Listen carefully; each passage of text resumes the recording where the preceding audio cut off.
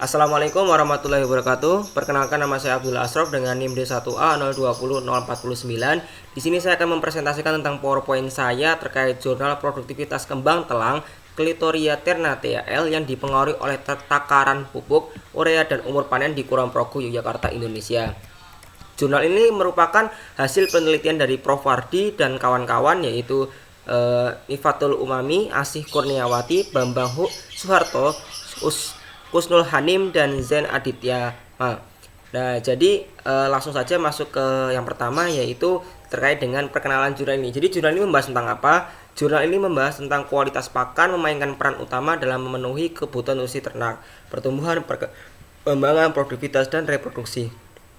Hijauan merupakan sumber pakan utama bagi ruminansia. Oleh karena itu, pakan hijauan harus memiliki kualitas yang baik, daya cerna tinggi, palatabilitas tinggi, dan tersedia terus-menerus. Tujuan dari jurnal ini adalah untuk menciptakan produktivitas yang baik dan maksimal untuk perkembangan tanaman. Dan tanaman yang dimaksud di sini adalah Clitoria ternate AL. Selanjutnya ada bahan dan metode. Yang pertama adalah desain eksperimental, menggunakan rancangan petak yang terdiri dari 3 takaran pemupukan area. Jadi nanti di desain eksperimental ini kita nanti Prof. Wardi ini dia membuat 3 area, yang mana area-area tersebut itu nanti akan menjadi bahan eksperimen. Jadi setiap area memiliki takaran eksperimen yang berbeda-beda. Kemudian ada persiapan lahan, yaitu memulai pembukaan lahan dan pengemburan tanah. Jadi lahan mulai dibuka dan digemburkan tanahnya untuk persiapan eksperimental ini. Kemudian pembibitan dan penanaman. Tanaman disiapkan secara konvensional dan diplot sesuai pembibitan. Tadi plot yang tadi sesuai pembibitan itu seperti tadi 3 takaran pemupukan area tadi, yang ada 3 takaran itu. Lalu pemupukan. Setiap pemupukan urea diulang 3 kali dengan menggunakan rancangan petak terbagi. Kenapa diulang 3 kali? Agar menghindari error atau kesalahan dalam penelitian. Kemudian ada pemeliharaan. Penyiraman dilakukan 2 kali, yaitu pada pagi pukul 7 dan sore pukul 4 pada hari tidak hujan. Jadi kalau harinya hujan ya udah kita nggak usah menyirami, tapi kalau harinya nggak hujan itu seperti biasa jam 7 sama jam 4 sore. Kemudian prosedur sampling. Pengukuran produksi dilakukan pada umur panen 30, 45 dan 60 HST. Jadi kita panen ini penelitiannya dipanen diambil sampelnya pada umur 30, 45 dan 60 gitu. Kemudian selanjutnya ada kondisi agroklimak. Jadi kondisi agroklimak di daerah Kulon Progo, Yogyakarta itu seperti apa sih gitu. Yang pertama adalah menurut data sekunder berupa kondisi cuaca, iklim, kelembapan, suhu di lahan desa Kembang, tepatnya Kecamatan Nanggulan, Kabupaten Kulon Progo, ini dikumpulkan dari Badan Meteorologi.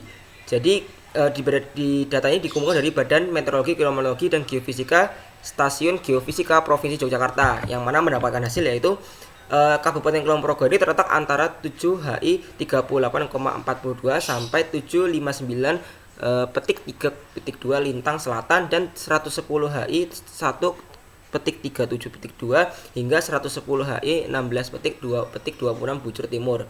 Jadi batas geografi Kabupaten Kulon Progo sendiri ini adalah Kabupaten Magelang di sebelah utaranya, Kabupaten Hindia di sebelah Samudra Hindia di sebelah selatan, Kabupaten Purworejo di sebelah baratnya, serta Kabupaten Sleman dan Bantul di sebelah timurnya. Sebelah utaranya merupakan dataran tinggi atau perbukitan menoreh dengan ketinggian 500 sampai 1000 meter di atas permukaan laut. Selanjutnya ada analisis nutrisi tanah. Nah, gimana sih nutrisi tanah di daerah Kulon Progo, Yogyakarta ini? Jadi analisis tanah itu dilakukan sebelum perlakuan dengan mengambil 1 kg tanah pada petak utama yang tadi dibagi-bagi itu, yang tadi 3 petak utama yaitu A1, A2 dan A3. Nah, tanah diuji di laboratorium Pusat Litbang Teknologi Pertanian Yogyakarta. Jadi kita sudah Prof. Wardi ini sudah melakukan analisis tanah gitu loh, nutrisi tanah gitu sebelum melakukan penelitian di situ. Kemudian ada analisis statistik. Analisis statistik ini dilakukan dengan menggunakan perangkat lunak yang teman-teman mungkin sudah belajar, sudah tahu, yaitu SPSS atau Statistical Pack for the Social Scientist, yang mana biasanya dipakai untuk saat penelitian. Mungkin kalau teman-teman sudah ada yang penelitian biasanya menggunakan SPSS ini, yang mana menggunakan versi 23.0 dengan tingkat signifikasi sampai 5% gitu. Kemudian ada hasil. Jadi hasil dari penelitian jurnal ini yaitu kondisi terkait ada 2, yaitu kondisi lokasi penelitian dan pertumbuhan tanaman. Jadi dari yang pertama kondisi lokasi penelitian. Jadi tanah ini setelah diteliti adalah tanah di Kulon Progo ini ada jenis tanah yang grusol tanah. atau grumsol, memiliki koefisien dan penyusutan yang sangat tinggi, sehingga jika tidak ada pengairan, jenis tanah ini akan mengering, mengembang dan retak gitu. Jadi kalau tanah ini tanah yang bagus, cuman kalau misalnya nggak ada pengairan atau air, ini nanti akan merusak struktur tanah dulu. Jadi tanah ini akan mengering dan mengembang, kemudian nanti akan retak.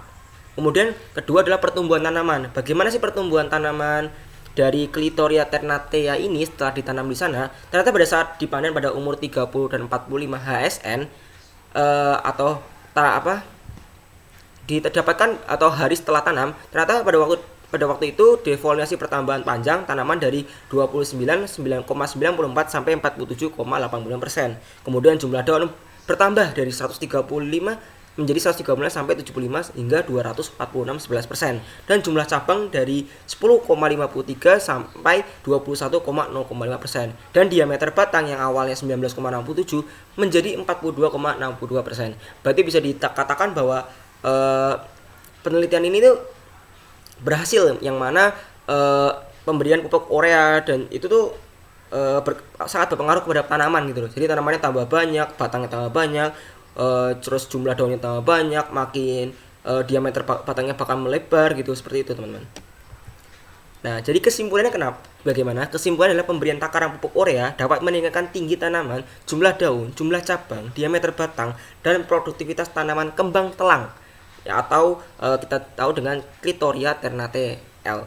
Nah, pertumbuhan morfologi dan produktivitas tanaman meningkat sejalan dengan umur panen. Jadi yang tadi kita tahu 30, 40, dan 60 atau HST hari setelah tanam itu semakin meningkat gitu produktivitasnya. Nah, hijauan telang yang sudah dipanen setelah perlakuan urea 200 kg per hektar dengan 60 HST memiliki pertumbuhan morfologi dan produktivitas tertinggi. Jadi berdasarkan data yang sudah didapatkan, jadi dari umur 30, 40, 60 dan pemberian pupuk yang berkala itu, jadi didapatkan bahwa yang paling maksimal itu atau yang paling efektif itu pemberian pupuk pada urea dengan 200 kg per hektarnya dengan dipanen saat umur 61 HST atau hari setelah tanamnya itu. Seperti itu teman-teman. Jadi dikatakan bahwa Clitoria ternatea ini bagus pertumbuhannya di daerah Kulon Progo, dan akan lebih maksimal lagi jika dilakukan pemberian pupuk urea yaitu 200 kg per hektarnya dengan 60 HST dipanennya loh pada saat 60 HST gitu atau hari setelah tanam, seperti itu teman-teman. Nah, paling cukup sekian dari saya. Mungkin kurang lebihnya saya mohon maaf dari presentasi ini. Saya cuma manusia biasa, yang sempurna hanyalah Allah. Wabillahi taufiq wal hidayah. Wassalamualaikum warahmatullahi wabarakatuh.